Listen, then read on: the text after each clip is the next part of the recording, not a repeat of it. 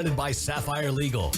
Workplace Perspective is a regular podcast series for employers and employees focusing on education, training, and the law to help organizations of all sizes develop and maintain successful workplace relationships. The opinions expressed by guests on Workplace Perspective do not necessarily reflect those of Sapphire Legal or its attorneys and should not be considered legal advice. And now, here's your host, founder and principal attorney at Sapphire Legal, Teresa McQueen. Thank you, everyone, and thank you, James. Welcome, everyone, to Workplace Perspective, where we are striving to raise the bar at workplaces everywhere. Today, we are talking with Talma Lobel, internationally recognized psychologist and expert on human behavior. She's the author of a book entitled Whatever Works: The Small Cues That Make a Surprising Difference in Our Success at Work and How to Create a Happier Office. A wonderful goal for the workplace, in my opinion, and I cannot wait to hear her thoughts and insights on how to create a happier work environment. So it's going to be a great show. Don't go away. We'll be right back. The opinions expressed by guests on Workplace Perspective do not necessarily reflect those of Sapphire Legal or its attorneys and should not be considered legal advice. You're listening to Workplace Perspective, an employment law podcast presented by Sapphire Legal.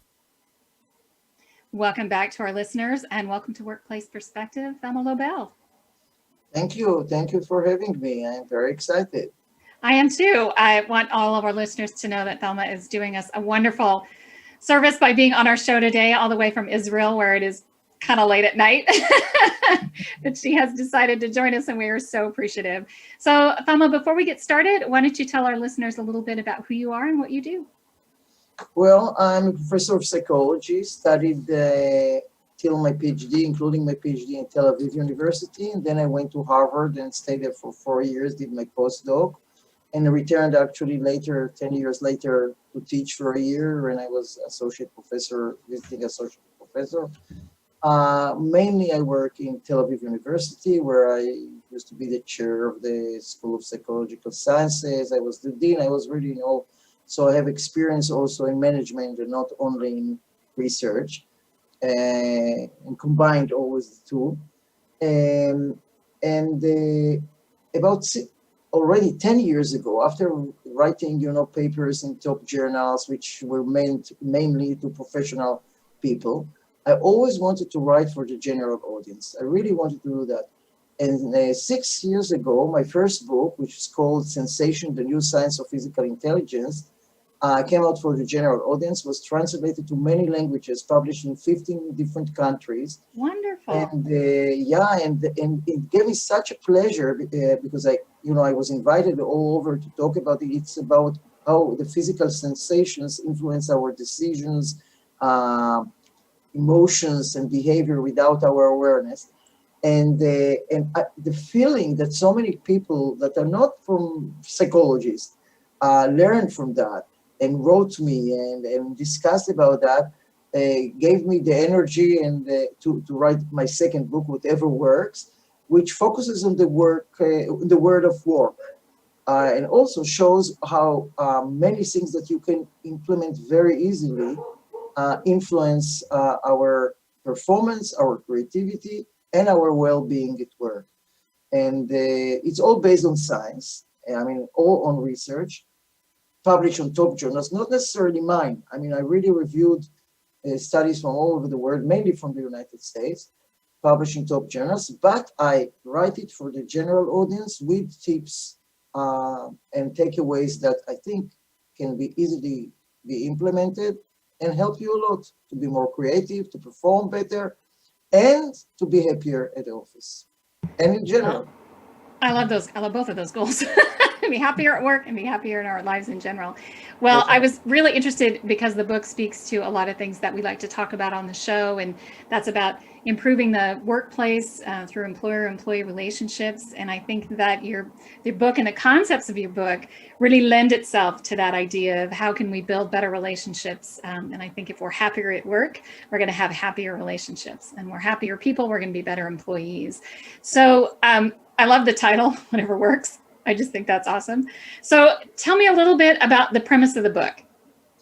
Well, the premise of the book is that there are so many things in the environment, in our habits, that we don't pay attention to them. We either don't even think about them, although they are right under our nose, as I should, like the temperature, the physical layout of the room, the light, our gestures, our clothes, and we don't know how they influence our performance and our well-being.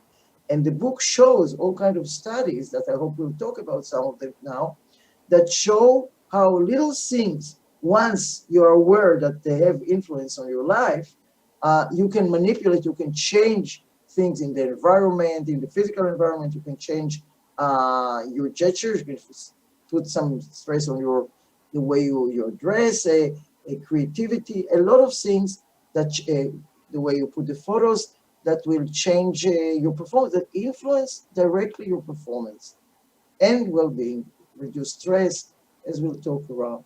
Well, Yeah. Yeah, I love the practical stuff as we were talking before the show. I love to be able to provide practical information, practical things that people can walk away from the show with and actually implement and start using right away. So let's talk about some of the studies that you did. So let's talk about what you found, what you looked at, what influenced you to sure. start the particular research that you did. Yeah, as I said, I reviewed studies of others. I did a lot of research myself, but I'm talking now about studies all from many top people in the field of the different fields and how they influence us. So let's start, for example, with examples from physical environment. Let's start with a room with a window or a room without a window. That applies to offices, of course, and if you work at home. Oh, Doesn't yeah. matter, right? A lot of people now work at home. Yes. So first of all, we have to remember that daylight is better than artificial light. Mhm. So if you have a room with a window, that's better.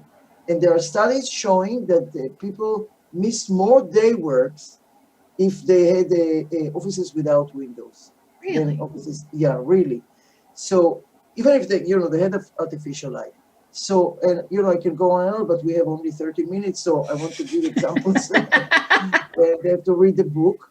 We might have to have you come back. Yeah, well, I'll be glad to. I'm in Israel sitting anytime. So first of all, you have the light is important. I want to say that light is important versus artificial light versus sunlight.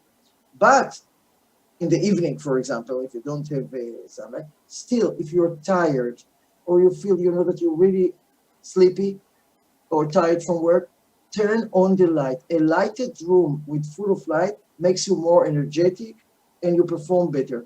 So don't think that if you see the computer screen, you don't, a lot of people think I don't need light. They can even, if they have a window, they close it because I want to, don't do that because it will make it less energetic and you perform worse. Light also influences something that you would never think. It influences our self-control. There are studies that show that people in a lighted room had more self-control. They less, lost their temper or did some unethical things when the room was light. Not because they were seeing more, because also in a dim room you can see the other people. So light has a lot of influences. Let me ask you about that. Do you think that has to do with the fact, sort of this shining a light on your behavior forces you to behave better? Definitely. Yeah, definitely. It's like there is a study, for example, that showed that people who were asked to put sunglasses cheated more than those who had glasses that were not sunglasses, but transparent. Although in both cases, both groups were sure that nobody sees them. Right. Right. So it's kind of a feeling of anonymity, of less, self-control and regulatory. People make more hedonic decisions in a dim room, that less practical decisions. So think about it, about your employers, when you are the employer, and about your employees, I mean, and give them offices with rooms, with windows, and turn on the light, because it's better for everybody, for the employees and for the employers. Let's start with, as long as I'm in the physical, I'll say something about temperature. We all know that the optimal temperature is between 70 to 72. Mhm. But within the range, but there are individual differences and gender differences. If we have time, we can talk about it later. But within the wider range of moderately cold or moderately warm, which is between 60 to 80 or something like that, make sure that you are a little bit on the cooler side. Because even if you feel that warm is cozy and nice, you will perform worse and you will be more tired. So within this range, make it to the cooler side. Now I want to talk about nature because I think nature is one of the important things that I show in it. We all know and we realize the beauty of nature. Nature is beautiful, but I don't think many people realize the influence that nature has on two things: on reducing stress and on performance. And there are many studies, for example, really many studies. For example, in Japan, they did several studies that they took each time two groups of people. One group was invited to go to the forest, really forest, and the other group to any urban environment. Their blood pressure, cortisol, which is a stress hormone, and the other physiological measurements were taken before the study started. Then they were asked to sit down for 15 minutes, either review the nature or the urban environment, and to take a walk. And their physiological measures were taken again. Again and again, it came out that those who sat in nature or walked in nature reduced the stress. They had lower cortisol, lower blood pressure, and all the other physiological measures. Other studies, for example, in Stanford, they asked people to take a walk for 15 minutes, either in a park near the campus or in an urban environment. And then they gave them either several cognitive tasks and asked them questions about their mood and about how they feel, sad or stress and all that. And again, they found both that the cognitive performance was better for those who took a break and took a walk in nature than those who took a walk in urban environment, and they were less stressed. So we know that work is a stressful thing a lot of times. Right. We are stressed because of the relationship with colleagues. We are afraid about our promotion, maybe being fired, stress of a lot of load of work. Add to that the pandemic, which Right. added a lot of stress, of course, and a lot of people either lost their jobs or they are afraid they might lose it. People are looking for new jobs and they are stressed. On top of that, children, they don't have to go to school, don't go to school, stress at home. You're afraid we are afraid that we might get sick or our parents get sick. So all this adds to the stress. So what I'm saying, and of course the regular stress of everyday life, take a break and go to nature. Now you might say, we're talking about forests. No, it doesn't have to be a forest. It can be a small garden with trees and flowers if you have. Go there, take a walk, even for a short if you don't have time, but look at nature. If you don't have any nature, even outside, you don't have any trees, only buildings, I have a suggestion based on studies to look at photos of nature. I was going to ask you about that, right? Because a lot of people can't, but I was going to ask you if that had the same effect of surrounding yourself with art or. So as I said before, it's all based on studies. There are studies that showed that when people took an imaginary walk in nature via internet or look at photos of nature, it reduced their stress. For example, there was one study that they showed several groups a very stressful video clip without describing what they did. That's very stressful. And then one group was shown photos of nature, photos, and one group was shown photos not of nature or something else, like some furniture or something. And they measured their stress with physiological measures, and those who looked at photos of nature reduced their stress more. And also even voices of nature. If you can look at the internet and listen to either birds singing or waves or waterfalls, Right. that also reduces stress. So you can't tell me I don't have. If you have a window and you have a view of nature, do that. Go outside if you have time, even if you have a small garden. But if you don't have all that, that's good. And really take a break. That's it. Even if I'm tired, I'm overwhelmed. I have so much work to do. Take a break.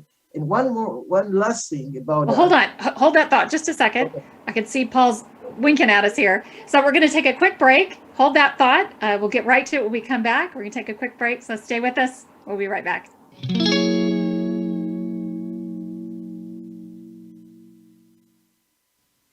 Don't miss Workplace Perspective, the only show giving you both the employer and the employee workplace perspectives. With me, your host, Teresa McQueen, every Wednesday at 3:30 p.m.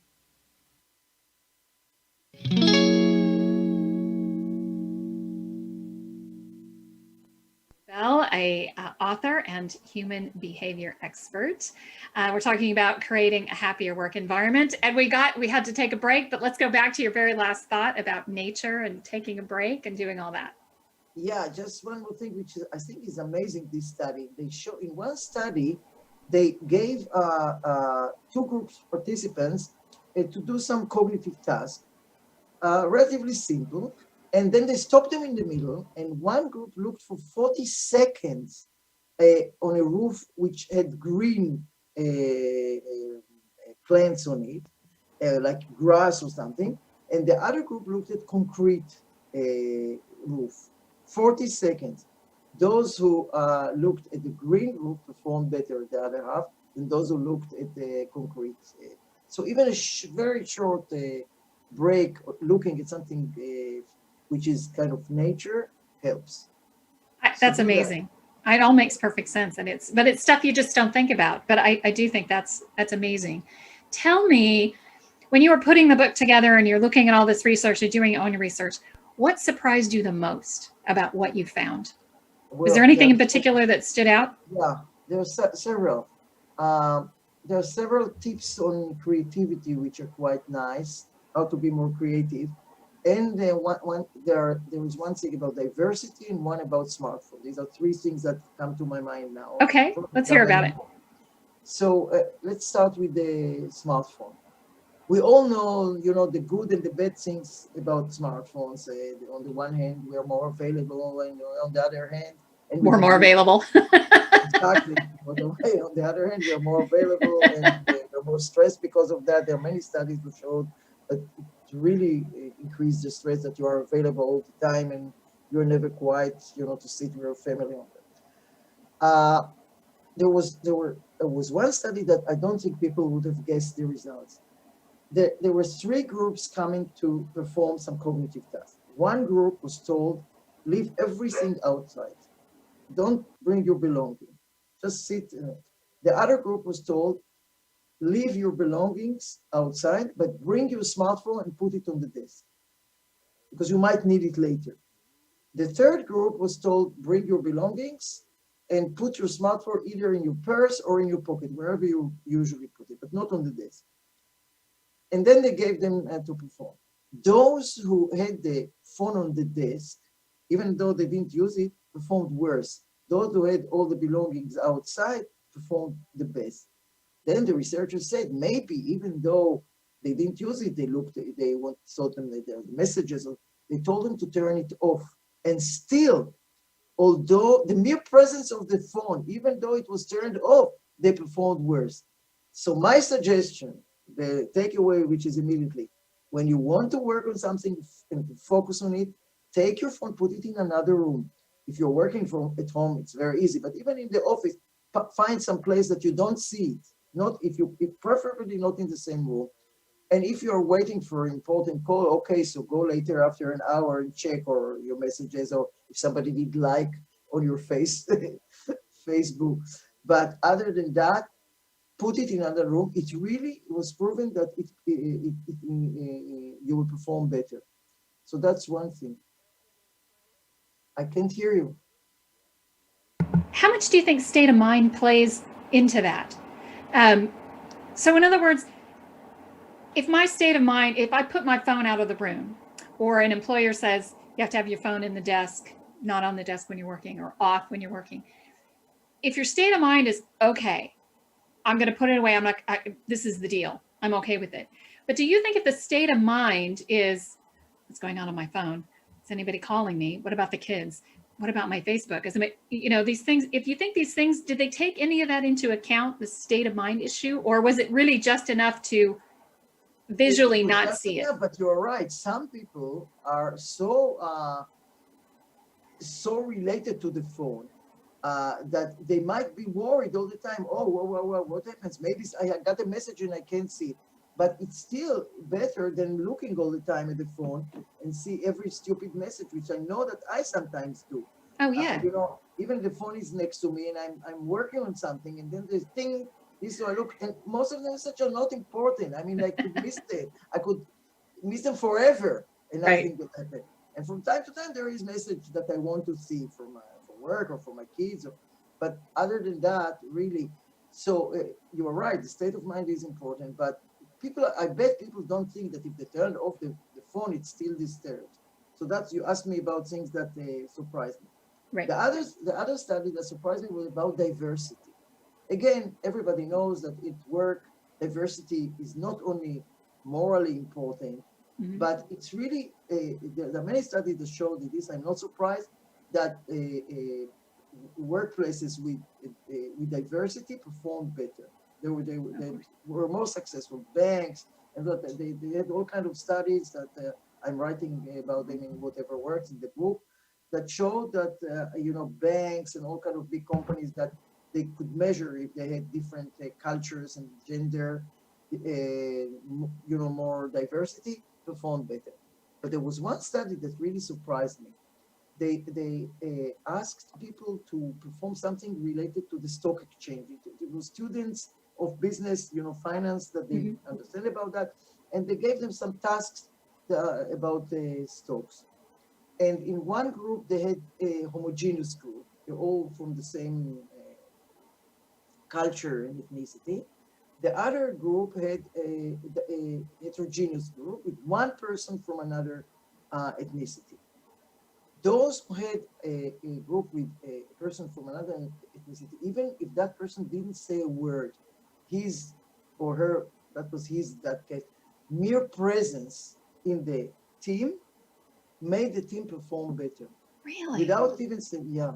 So that's study that I found really amazing. That's amazing. And what did they attribute that? Did they attribute it to anything in particular? They can interpret that the fact that not everybody thinks like you, and this person might say different, makes you think more. There is another possibility, so even that person didn't say a word, just the presence, his mere presence was enough. I love that state of mind. A lot of this is state of mind. I love it. This idea, the idea that just having them sitting there makes people more broad-minded, more willing to open their possibilities and to think outside the box. Who knows why? Maybe they are, they don't want to miss something, or they don't want to be non-inclusive to the person who happens to be in the room, whether they say something or not.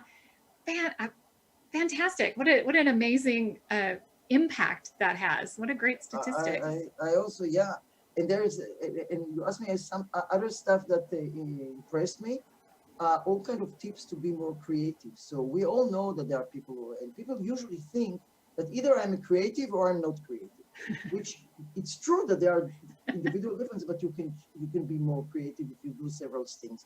So of course, some of it is from the organization, the atmosphere of the organization, encourage creativity, don't make deadlines always if you can, etc., etc. But I want to talk about things that I talk in the book, which actually we can do, and the employer. So first of all, look at green or blue surface.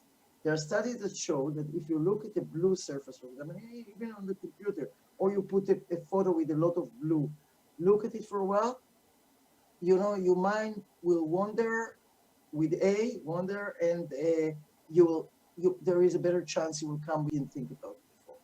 Another tip is to doodle, to do curvy linears, just curvy linears, or walk in curvy linears. It will also bring more. Another thing which I think you will laugh, because it's part of it is more difficult to do, but it's still working, is enacting a metaphor. There is a metaphor, thinking outside the box, like you used 2 minutes ago, you say that. Right. So in one study, the researchers built a box, a big box, and they asked one group to sit inside the box each time. Another third person sat outside the box, and another Literally. didn't have any books.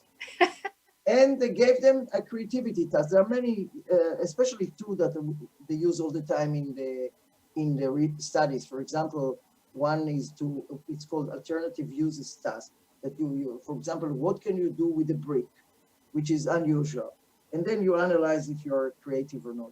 Okay. And there are other tasks. So those who sat outside the box performed better than those who sat not only inside the box, but also those who didn't have a box. But you can say, where can I take a box? I'm not. So just they showed that you put a picture of a brain outside a box. The box there, and you hang it, or you ask the people to look at it. It brings you, a better thought, and more creative. Another study showed that the light bulb, when there's this symbol of light bulb, it right. out of my head.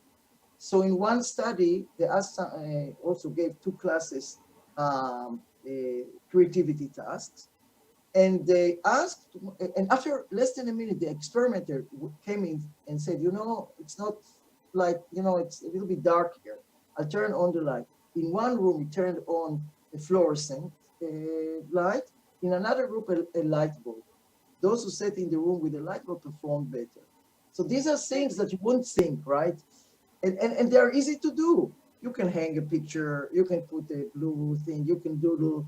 So all these are really amazing, I think, and people can use them. They are amazing. I like the aspect that a lot of this is just literal. Like get out of your head, get out of your office, get out of your way.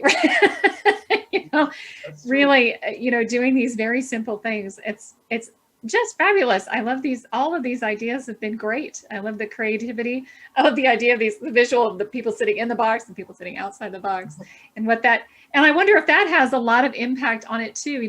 Putting a lot of the things that you've talked about have to do with putting yourself in a different space. To get your head in a different space. So putting you physically in a box. Okay, let's take this, let's talk about creativity while you're in this box. Let's take you physically outside of that and talk, and have you do something and think and be creative. And how does that impact it? A lot of metaphors. I absolutely love it. I know we're getting down to the end. I want to ask you, I love the book. I love the studies.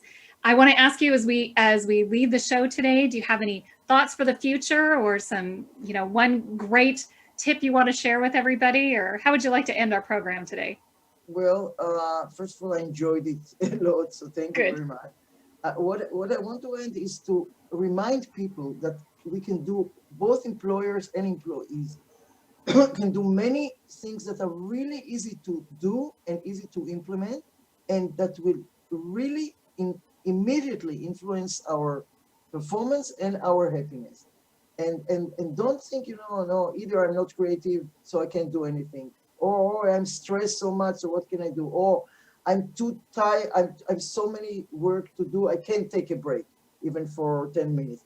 Do that, I will not repeat what I said, because all these things that are right under our nose, and there are many more that I didn't talk about it, that are in whatever works in the book, and they're really influenced in proven. It's not thoughts that I'm just imagining.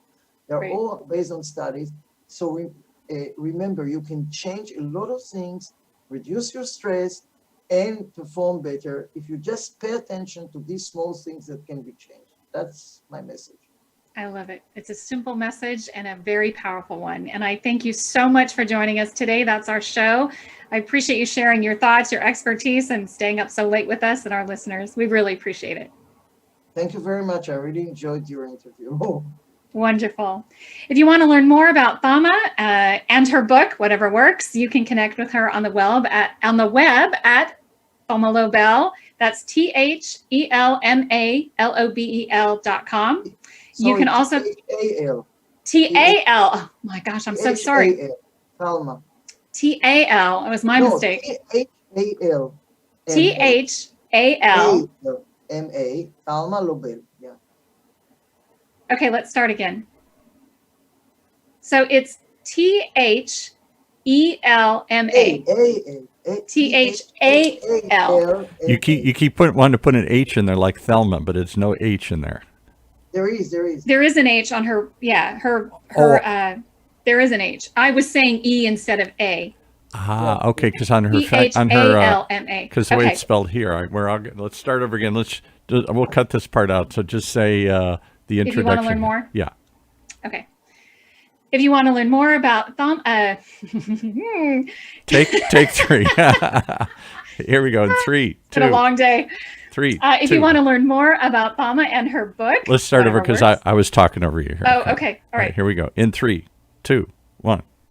If you want to learn more about Talma and her book, Whatever Works, you can connect with her on the web at THALMALOBEL.com. That's THALMALOBE.com. You can also connect with Talma on our website at sapphirelegal.com/podcast. I want to thank our listeners, my radio angels, James and the Knave at Night, our Workplace Perspective team extraordinaire, our engineer producer, Paul Roberts, our associate producer, Melissa DeLacy, with music provided by the very talented Steve Versaloni. Thank you all for joining us on Workplace Perspective, and until next time, keep raising the bar.